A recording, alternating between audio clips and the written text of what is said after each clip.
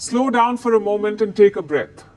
Because what we're about to discuss is important, and more importantly, it needs to be understood clearly, not emotionally. Right now, headlines are spreading fast across social media and video platforms saying things like US Treasury confirms Iraqi Dinar revaluation final phase now live. Those words are powerful. They trigger excitement, hope, urgency, and for some people, even anxiety. And that reaction is completely normal. Headlines are designed to provoke emotion, not provide full context.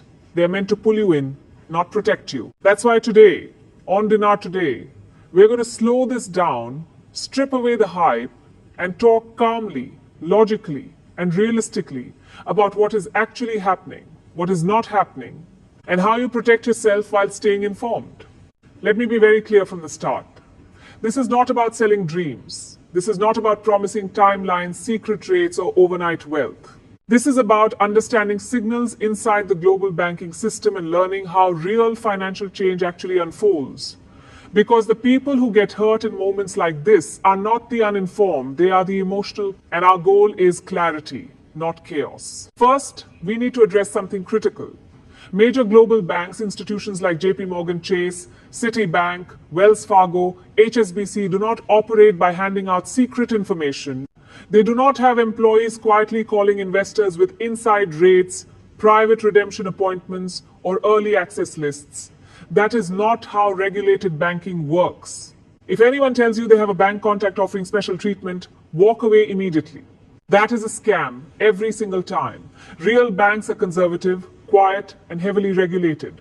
Information moves through compliance departments, not whispered phone calls. When people talk about inside information, what they often misunderstand is how banks actually signal preparation. Real signals are subtle, they're boring, they don't come with excitement or urgency. They show up as changes in internal systems, employee language, compliance scripts, risk classifications, and software behavior. These changes are not announced publicly, but they are noticed by those who understand banking operations. Real preparation is quiet, deliberate, and controlled.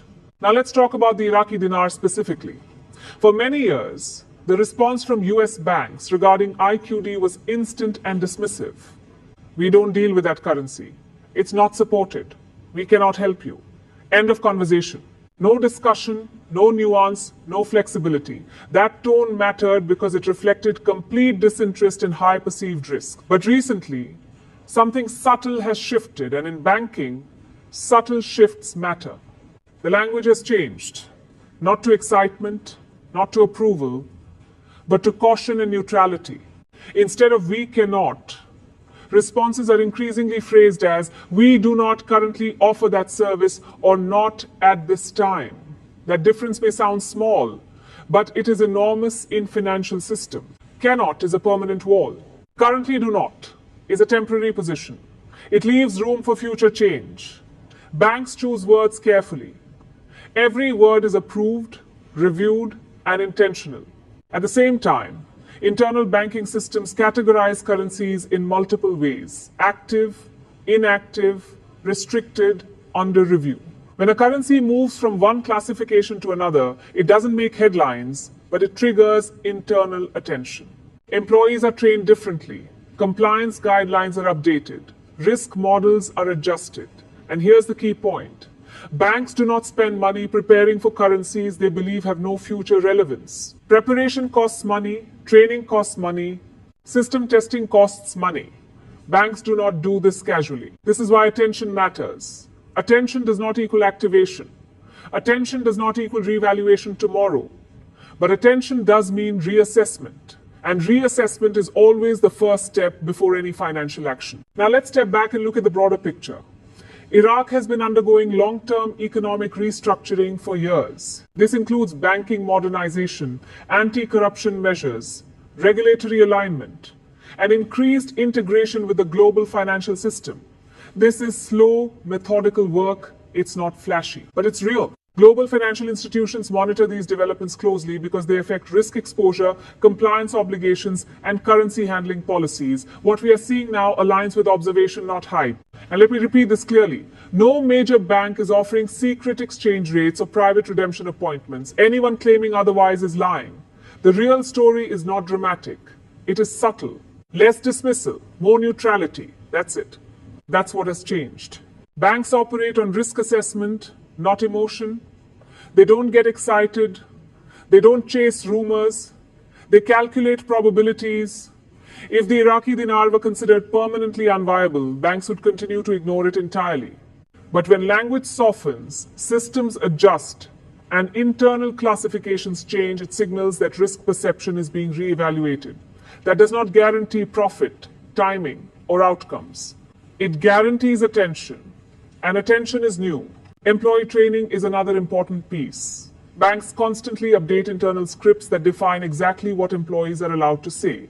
When those scripts shift even slightly, it reflects preparation without commitment. Banks prepare for multiple future scenarios at the same time. They do not promise outcomes, they prepare contingencies. Now let's talk about the emotional side, because this is where mistakes happen. When people hear phrases like final phase or now live, the imagination runs ahead. People start calculating numbers.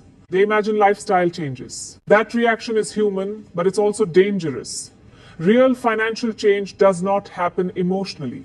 It happens through paperwork, compliance checks, verification processes, scheduled appointments, tax considerations, and regulatory oversight. Anyone telling you otherwise is selling fantasy. If a revaluation ever occurs, it will not be chaotic. Banks hate chaos. Everything will be structured, documented, controlled, and monitored. That protects the system, and it protects you. One critical aspect many people overlook is source of funds verification. Banks will ask where your currency came from, when it was acquired, and how it was obtained. This is not personal. It is compliance. It is required. If you hold IQD, keeping records is not optional. It is smart preparation. Now let's address scams, because this is when scammers are most active. Big headlines trigger big fraud. Fake emails, fake phone calls, fake bank insiders, fake exchange groups, fake websites. None of this is real. Banks do not contact customers offering early access, special rates, or private opportunities. Ever. Real developments are announced publicly, officially, and consistently. You will not need a secret code or a special invitation. Scams are convincing because they look professional. They use logos, realistic websites, phone numbers, and even social media pages that appear legitimate. That's why urgency is their favorite weapon. If someone pressures you to act fast, that alone is your warning sign. Here is a truth many investors need to hear. Even if IQD values change in the future, it will not instantly make everyone wealthy. Markets adjust, controls exist, governments regulate. Expectations must remain realistic. The real advantage is patience. People who rush lose money. People who prepare stay safe. So if you're holding IQD, your role is simple. Keep it secure, keep it documented, stay calm, ignore urgency. Banks think in years, not days. What you are seeing now could be preparation for a distant future or contingency planning. Preparation does not mean activation, but preparation does mean attention. And attention is the shift. When people say US Treasury confirms final phase live, what they're really reacting to are subtle changes in banking language, internal systems, and risk monitoring. That does not guarantee timing, rates, or personal outcomes. It confirms observation and preparation. Here is my advice, simple and grounded. Don't chase headlines. Don't trust insiders. Don't let excitement override common sense. Watch what banks do, not what people claim. If something real happens, it will be clear, official, and consistent across institutions. You won't need speculation to understand it. Until then, the smartest position is awareness without emotion. You're not late. You're not early. You're watching. And watching is exactly where you should be. Real financial movement is controlled, deliberate, and measured. Real banks do not hype, they do not leak, they do not promise, they prepare. Preparation is the first step. Keep your records, keep your calm, stay informed, focus on observation, preparation, and safety. That is how you stay ahead. Real opportunities begin quietly, they do not rush you. They do not scream. Headlines will continue. Scammers will continue, speculation will continue. You do not have to react. You simply observe, understand, and stay grounded. When official announcements come, they will be public and unmistakable. Until then, patience is your advantage. Awareness is your shield. Observation is your guide. This is a moment for clarity, not panic. For understanding, not speculation.